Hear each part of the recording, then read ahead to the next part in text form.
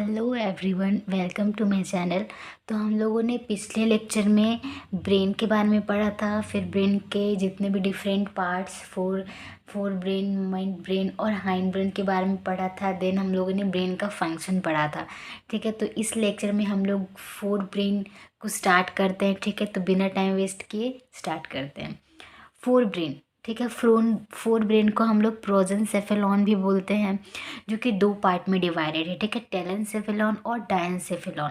जो हमारा टेलेंसेफेलॉन है उसमें cerebrum, olfactory lobes, amygdala, then hippocampus आता है। ठीक है, और जो डायंसेफेलॉन होता है वो एक तरीके से कमरे की तरह है। ठीक है, जो इपिथैलेमस हुआ वो रूम का रूफ हो गया। ठीक है, जो थैलेमस है वो रूम के वॉल्स हो गए, और जो हाइपोथैलेमस है वो रूम का फ्लोर हो गया।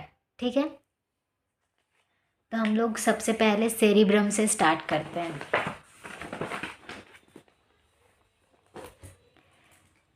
हमारा जो सेरिब्रम है, ठीक है, हमारा जो सेरिब्रम है वो लार्जेस्ट पार्ट ऑफ ब्रेन है। ठीक है, हमारे ब्रेन का लार्जेस्ट पार्ट जो है वो सेरिब्रम है। ठीक है, ये हाईली कॉन्वुलेटेड है। हाईली कॉन्वुलेटेड का मतलब क्या होता है कि यहाँ पर बहुत सारे रिंकल्स पाए जाते हैं। ठीक है, देखो ये इस टाइप के रिंकल्स बहुत सारे पाए जाते हैं। ठीक है, जो ऊपर की तरफ बल्ज आउट हुए हैं उनको हम लोग गायराई बोलते हैं। ठीक है, और इसको हम लोग सिंगुलर में गायरस भी बोलते हैं। ठीक है, उसके बाद फिर ये जो नीचे की तरफ डिप्रेशन जैसा हो रहा है उसको हम लोग सल्काए बोलते हैं, और अगर हम लोग सिंगुलर की बात करें तो इसको हम लोग सल्कस भी बोलते हैं। ठीक है, अपार्ट फ्रॉम दिस कुछ कुछ जो सल्कस होते हैं ये कुछ ज़्यादा ही डिप्रेशन बनाते हैं। जैसे देखो ये कुछ ज़्यादा ही डीप हो गया है। ठीक है, तो इसको हम लोग फिजर बोलते हैं। ठीक है, कोई जो ऊपर की तरफ है बल्ज आउट उसको गायराई ही बोलते हैं, और जो नॉर्मल डिप्रेशन है उसको सरकाएं ही बोलते हैं। बट जो कुछ ज़्यादा ही डीप हो गया उसको हम लोग फिज़र बोलते हैं। अब आखिर ये फिज़र है तो फिज़र का रोल क्या हुआ। हम जो फिज़र होता है वो कोई भी चीज़ को दो पार्ट में करने का हेल्प करता है। ठीक है, जैसे जो हमारा सेरिब्रल हेमिस्फेयर है उसको दो पार्ट में अगर करना है, ठीक है, राइट लेफ्ट में, लेफ्ट हेमिस्फेयर और राइट हेमिस्फेयर में, तो वो चीज़ जो होगा वो फिज़र की हेल्प से ही होगा। ठीक है, तो चलिए हम लोग पहले ब्रेन के बारे में पढ़ लेते हैं।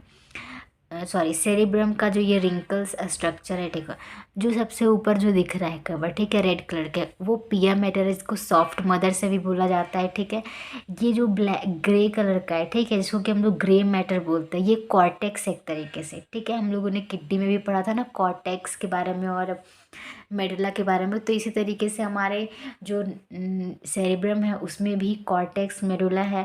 तो जो ग्रे मैटर है वो कॉर्टेक्स कहलाता है, जो कि ग्रेइश होता है। क्यों होता है? क्योंकि वहाँ पर सेल बॉडी के प्रेजेंस के अकॉर्डिंग वो सेल ग्रेइश हो जाता है। ठीक है, और ये जो ब्लू कलर का दिख रहा है ये वाइट मैटर है, जिसको कि हम लोग मेडुला बोलते हैं। ये वाइट ही से देखो ये अपियरेंस वाइट होता है। ठीक है, और ये जो है ग्रे होता है, लेकिन मेरे पास वो कलर नहीं था इसलिए मैंने इससे शो कर दिया ब्लू से। ठीक है, मेडुला होता है, वाइटिश अपियरेंस होता है क्योंकि यहाँ पर माइलिनेटेड न्यूरॉन्स पाए जाते हैं। ठीक है, अब हम लोग यहाँ पे आ जाते हैं। हमारा जो सेरिब्रम है, ठीक है, वो दो लोब में डिवाइडेड है। ठीक है, एक राइट सेरिब्रल हेमिस्फेयर और लेफ्ट सेरिब्रल हेमिस्फेयर, और इन दोनों को जो दो पार्ट में डिवाइड कर रहा है उसको हम लोग क्या बोलते हैं? फिजर बोलते हैं। ठीक है, कौन सा है? लॉन्गिट्यूडनल फिजर। ठीक है, इसको हम लोग मीडियन फिजर भी बोलते हैं क्योंकि ये बीचों बीच में होता है। ठीक है, ये जो लेफ्ट हेमिस्फेयर है और राइट सेरिब्रल हेमिस्फेयर है ये दोनों इक्वल होते हैं, दोनों में कोई भी डिफरेंस नहीं होते हैं। ठीक है, और अब देखो ये डिवाइड हो गया तो इसका मतलब ये नहीं है कि ये दोनों अलग हो गए हैं। ठीक है, ये दोनों एक ही में है। ठीक है, इन दोनों को जोड़ने वाला भी एक स्ट्रक्चर होता है। देखो ये, उसको हम लोग कॉर्पस कैलोसम बोलते हैं। ठीक है, ये सिर्फ और सिर्फ मैमल्स में ही प्रेजेंट होते हैं, यानी कि एक तरीके से कैरेक्टरिस्टिक स्ट्रक्चर फंक्शन कैरेक्टरिस्टिक है मैमल्स का। ठीक है, ये जो कॉर्पस कैलोसम है ये सिर्फ मैमल्स में ही प्रेजेंट होंगे। ठीक है, ये जो कॉर्पस कैलोसम होता है इसको हम लोग ट्रैक्ट ऑफ नर्व फाइबर्स बोलते हैं। ठीक है, ट्रैक्ट ऑफ नर्व फाइबर्स से कुछ याद आ रहा है?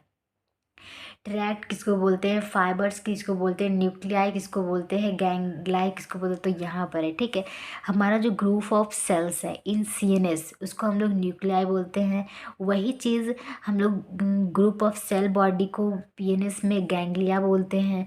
और फिर ग्रुप ऑफ एक्सॉन को हम लोग ट्रैक्ट बोलते हैं। ठीक है, तो एक तरीके से जो कॉर्पस कैलोसम है ये क्या है, ग्रुप ऑफ एक्सॉन है। ठीक है, क्या है, ग्रुप ऑफ एक्सॉन।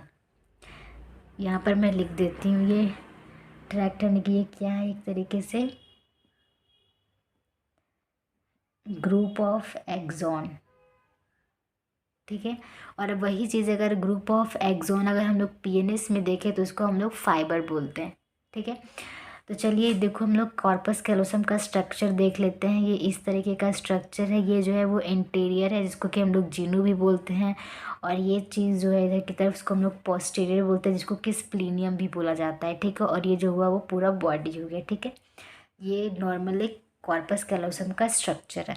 अब यहाँ पर जो जो हम लोग मैंने समझाया वो लिख दिया, जैसे कि cerebrum is divided into right cerebral hemisphere and left cerebral hemisphere. ठीक है, बाय लॉन्गिट्यूडनल फिजर। ये जो लॉन्गिट्यूडनल फिजर है इसके हेल्प से ये राइट और लेफ्ट में डिवाइड है। ठीक है, जो कि कनेक्टेड है कॉर्पस कैलोसम से। ठीक है, both the hemisphere are equal and connected by corpus callosum.